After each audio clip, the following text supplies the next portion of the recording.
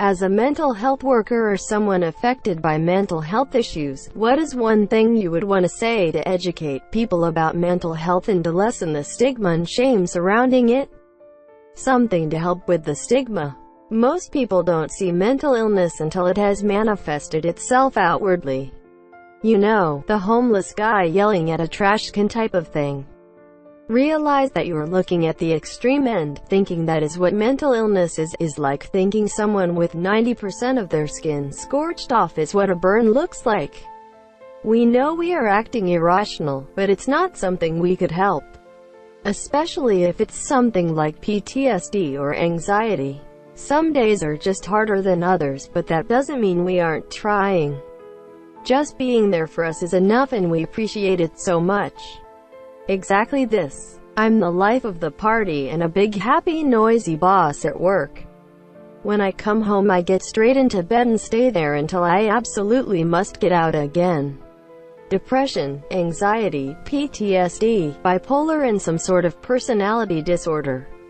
I've spent 20 years tweaking medication and doing therapy and trying really hard. I'm very lucky to have what I do given what I'm dealing with, and I certainly look mentally well. But it takes all my energy to live half of an ordinary life. As someone with bipolar, I always compare it to diabetes. It's a lifelong condition.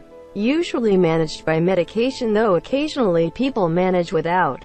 The medication isn't always perfect, so you have to let those around you know the warning signs. If you ignore, stop taking your meds suddenly, you will have serious problems and may embarrass yourself in public. Sadly, I've recently had to add an extra section to my explanation as part of an apology. If you're a diabetic in hospital waiting for your foot to be amputated, even if you took your meds perfectly, you get limited sympathy if you spend every weekend stuffing yourself with cake. For bipolar, the equivalent tends to be booze, drugs, and goddamn is the level of substance abuse high amongst us. We know that sometimes you don't understand us, but please consider that sometimes we don't understand either. As hard as it is for you, imagine how hard it is for the person suffering through it. I don't know why I have to flatten out every single wrinkle in the sheet before I sleep, and I know my boyfriend is tired and wants to go to bed too, but if I don't, I won't be able to sleep and will be itchy all night.